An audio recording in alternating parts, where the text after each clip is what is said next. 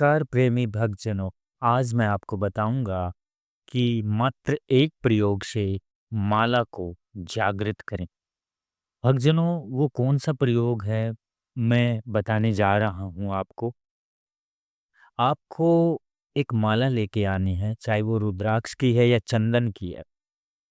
तो अगर आप साधक हैं, मंत्र जाप करते हैं, तो आप किसी देवी का मंत्र जाप करते हैं तो कमलगट्टे की भी हो सकती है, चंदन की भी हो सकती है। और अगर भोलेनाथ का मंत्र जाप करते हैं तो आप रुद्राक्ष या गोरखनाथ जी महाराज या बाबा मस्तनाथ जी महाराज या फिर नवनाथ सिद्धों या चौरासी सिद्धों की किसी की भी सेवा करने के लिए आप माला का प्रयोग करते हैं तो वहां रुद्राक्ष की माला का प्रयोग होगा। आपने पंच अमृत जैसे गंगाजल, दूध, घी, दही और शहद, ये पंचामृत का आप घोल बना लीजिए एक किसी भी पात्र में।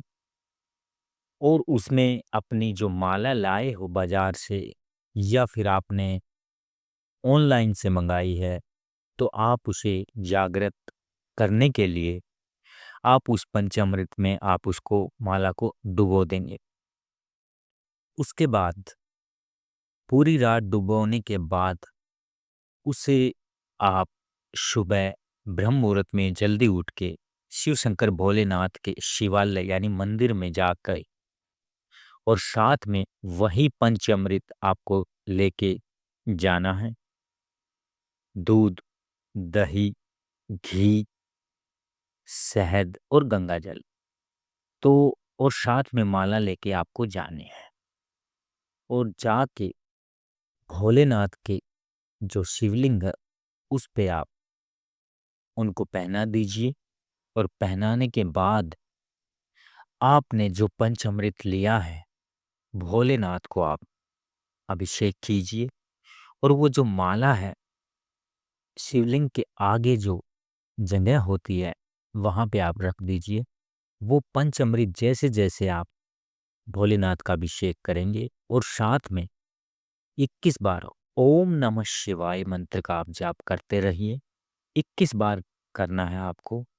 और वो जो पंचामृत शिव पिंडी पे यानी शिवलिंग पे आप जल अब का अभिषेक करेंगे तो वो पूरा जल का अभिषेक जो नीचे पड़ेगा वो आपकी माला पे पड़ना चाहिए। और उसके बाद आप उसे उठा के वहीं पे गणेश जी महाराज को टच करवा के, कार्तिकेय भगवान को टच करवा के, माता पार्वती को टच करवा के और नंदी जो महाराज है उनको टच करवा के वहीं पे आपने प्रार्थना करनी है कि हे भोलेनाथ के परिवार, आप इस माला को जागृत कर दीजिए। मैं इस माला से फलाना फलाना मंत्र का जाप करूंगा, ये संकल्प लेता हूँ। फिर आप उसको लेके घर पे आ जाइए।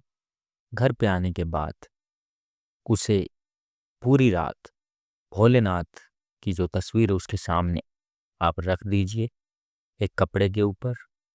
और उसके बाद भोलेनाथ से प्रार्थना कीजिए, हे मेरे प्रभु, हे शिव परिवार, आप इस माला में इतनी शक्ति भर दीजिए कि जो भी मंत्र मैं इससे जाप करूं उसका फल मुझे पूर्ण रूप से मिले। और आपने वो माला अपने गले में धारण करके उसके बाद आप किसी भी मंत्र का आप जाप कर सकते हैं। और दूसरा तरीका ये होता है भक्तों कि अगर आपका कोई गुरु है तो आप गुरु के पास आप माला को लेके जाइए और गुरु जी से आप प्रार्थना कीजिए कि गुरुदेव इसको आप जागृत कर दीजिए। वो गुरु जो आपके हैं माला को लेके फूंक मार के और अपने माथे से लगा के आपको दे देंगे। उनकी जो पावर है वो उस माला में समाहित हो जाएगी। फिर आप उस तरीके से भी आप मंत्र का जाप कर सकते हैं। तो दोनों विधि मैंने बता दी है। आपको जो अच्छा लगे, आपको जो सूटेबल लगे, आप उस विधि का प्रयोग करके माला को जागृत करके और मंत्रों को आप जाप कर सकते हैं। ये छोटी जानकारी आपको कैसी लगी? जानकारी अच्छी लगी तो चैनल को सब्सक्राइब कीजिए और अपने दोस्तों तक शेयर कीजिए। जय गुरुदेव।